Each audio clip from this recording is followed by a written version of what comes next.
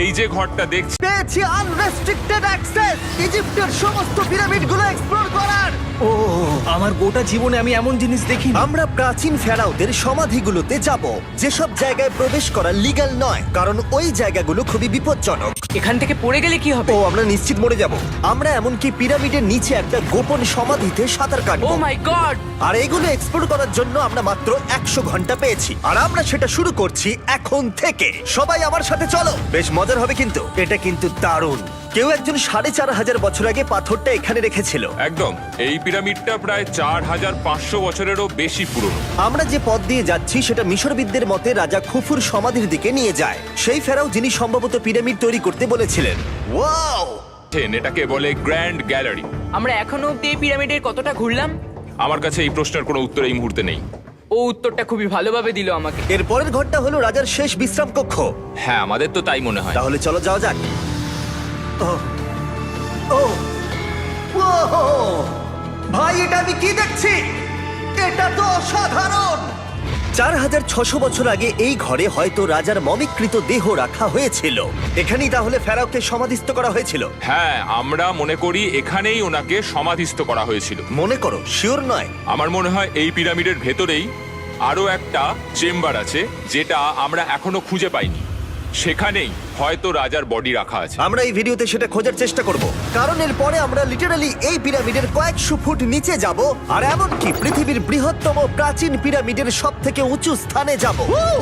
এটা দারুণ!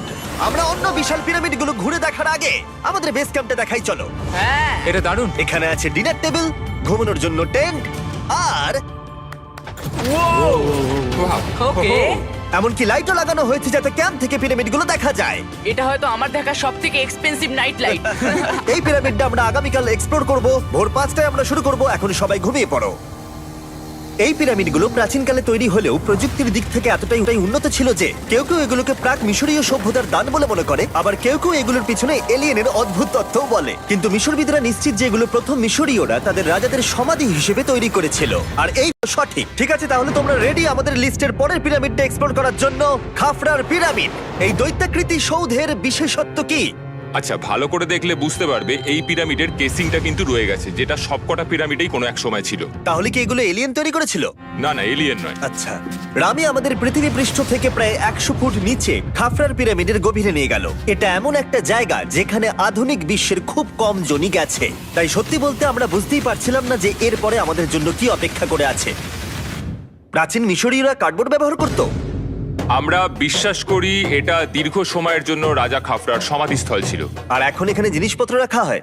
দেখো, ওরা এই পিরামিডটাকে রিস্টোর করছে জিমি, ওদের জিনিসপত্র দরকার। তাহলে আসল সমাধিস্থল অন্য জায়গায়? হ্যাঁ, রামি আমাদের আসল সমাধিস্থলে নিয়ে গেল, যেখানে একসময় রাজা খাফরার মৃতদেহ রাখা ছিল। আমি একটা বড় সিলিং দেখতে পাচ্ছি। ভাই, আমরা কিন্তু পিরামিডের অনেকটা ভিতরে রয়েছি। আমরা পৌঁছে গেছি। এই হলো কিং খাফরার আসল সমাধিস্থল। আমার গোটা জীবনে আমি এমন জিনিস দেখিনি। এটা কি ভাই? এটা কি? দাঁড়াও, রয়েছি। আমরা পৌঁছে গেছি। এই হলো কিং খাফরার আসল সমাধিস্থল। আমার গোটা জীবনে আমি এমন জিনিস দেখিনি। এটা কি ভাই? এটা কি? দাঁড়াও। ডেটটা দেখো। যেই সমাধিটা আবিষ্কার করেছিল এই গ্রাফিটিটা তার। ও জানিয়েছিল যে ওটাকে ডিসকভার করেছে। হ্যাঁ, এখানেই তাহলে ফেরাওকে সমাধিস্থ করা হয়েছিল। এখানেই কিং খাফরাকে সমাধিস্থ করা হয়েছিল। এখানে শুলে কি ওনাকে অসম্মান করা হবে? এটা সম্মান অসম্মানের ব্যাপার নয়, কিন্তু এখানে একটা অভিশাপ আছে। কেমন অভিশাপ আছে এখানে? তুমি জানতে চাও? না। ঠিক আছে, চলো এখান থেকে বেরিয়ে যাই আমরা অভিশাপ লেগে যাওয়ার আগে। ও মাই গড, এই পিরামিডটা সত্যি অসাধারণ ছিল। এই পিরামিডটা আমাদের অনেক প্রশ্নেরই উত্তর দেয়নি, কিন্তু হয়তো পরের পিরামিডগুলো আমাদের এই সমস্যার সমাধান করে দেবে, আর আমরা আমাদের প্রশ্নের উত্তর পেয়ে যাব। এই টুমটা হলো গড ওসাইরিসের, যেখানে খুব কম মানুষই Oh my God! এখন অব্দি আসতে পেরেছে। তাহলে আমরা এখানে কি করছি? আমরা ভাবতেও পারিনি পাতালের দেবতার সমাধি মাটির নিচে এতটা গভীরে অবস্থিত। ও ভাই না, এটা তো অনেক নিচে অবধি গেছে। আগে তুমি যাও কার্ল। ও মাই গড, ও মাই গড! আরে ও একটু আওয়াজ না করে নিচে নামছে কি করে? এটাই হলো এন্ট্রেন্স। আর যদি তোমাদের এটাতেও ভয় না লাগে তাহলে বলি এরপরে আমরা এটার মুখোমুখি হলাম। 3000 বছরের পুরনো হার্ট? মানুষের হাড়। ও মাই গড, আমি এটা কেন ধরে আছি? আচ্ছা, এটা কি খুলি? এটা একটা খুলি। হ্যাঁ, ও মাই গড! এটা এতটাই নিচে যে আমরা আর গভীরে গেলে আমরা সবাই মারাও যেতে পারি অক্সিজেনের অভাবে। একদম ঠিক। চ্যান্ডলার এখন এগিয়ে যাচ্ছে ওসাইরিসের সমাধিস্থলের দিকে। ঠিক আছে, যাওয়া যাক। ঠিক আছে, আমি কিন্তু এখন জলে। ও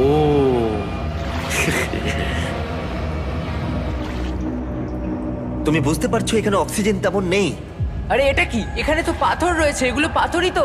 একদম এই ঘরটার ঠিক মাঝখানে গড ওসাইরিসের রত্নখচিত শবধার রাখা আছে। ঠিক এখানেই তাহলে পাতালে প্রবেশ করার দরজা রয়েছে? হ্যাঁ, তো নিচে যাওয়ার চেষ্টা করো। মানে পাতালে? হ্যাঁ। শান্ত শান্ত শান্ত শান্ত। পারবে তুমি? ও মাই গড। এই সমাধিটাকে পাতালের প্রবেশদ্বার বলে মনে করা হয়, আর এর আগে কোনো মানুষই এখানে আসেনি। Oh এটা my কতটা God! গভীর? আমি এখানে কেন এসেছি? আমি কেন ইউটিউবার হলাম? মানে সবাই মিলে ডান দিকের ওই কোণের দিকটা একবার দেখো। ওখানে একটা রাস্তা আছে, সেটা কোথায় যাচ্ছে কেউ জানে না। কাল ওখানে গিয়ে দেখো। আমি কি ওখানে যেতে পারি? জিমি, ওকে যেতে দিও না। আমার খুব ভয় লাগছে ভাই। কার্ড, এটা ভালো বুদ্ধি নয়। এটা প্রাচীন মিশরীয়দের একটা টানেল, যার মধ্যে আজ অব্দি কেউ যায়নি। তোমার মতো পাগল আর কেউ নেই। একটু কি বলবে আমাদের ভেতরে কি দেখতে পাচ্ছো? আমি সামনে অনেকটা রাস্তা দেখতে পাচ্ছি, আর এটা আস্তে আস্তে সরু হচ্ছে। ভাই আমি সত্যি মানে এখানে রীতিমতো আটকে গেছি। ও মাই গড, ও মাই কাল গড। তুমি ইতিহাসের পাতা নাম লেখালে। আমি আর একটু মনে হচ্ছে